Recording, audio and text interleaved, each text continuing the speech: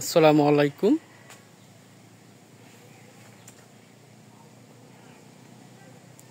দেখেন, কলার বাগানে অতিরিক্ত বৃষ্টি এবং বাতাসের কারণে যে ডাঁটাগুলো বা ঢাঙ্গাগুলো হালে পড়ছে, আপনারা এই ডাঁটা বা ঢাঙ্গাগুলো কখনো কেটে দিবেন না।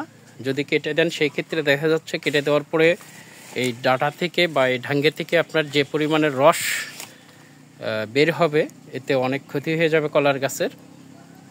এই জন্য আপনারা এইভাবে বেঁধে দিবেন, গাছের সাথে পেঁচিয়ে দিবেন।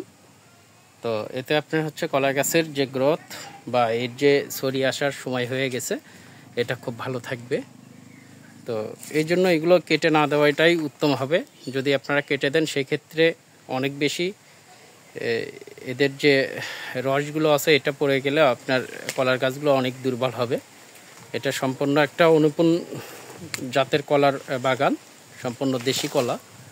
যাক, আলহামদুলিল্লাহ, কলা গাছের গ্রোথ এখন পর্যন্ত খুব ভালো।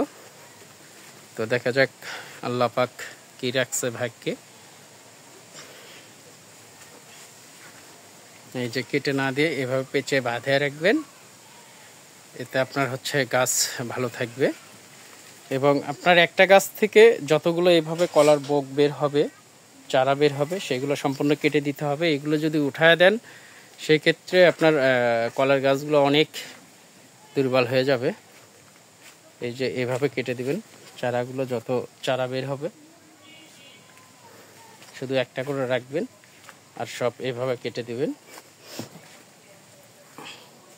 যে এভাবে কেটে দিবেন, কেটে দিলে আপনার কলার যে গুণগত মানটা বা যে কলার যে আপনার সাইজটা, এটা অনেক বড় হবে, অনেক মোটা হবে, অনেক স্বাস্থ্যবান কলা হবে। এবং কলার ছড়ি যেগুলো আসবে এইগুলো অনেক বড় ছড়ি আসবে। এই জন্য আপনারা সবসময় কেটে দেওয়াটাই উত্তম।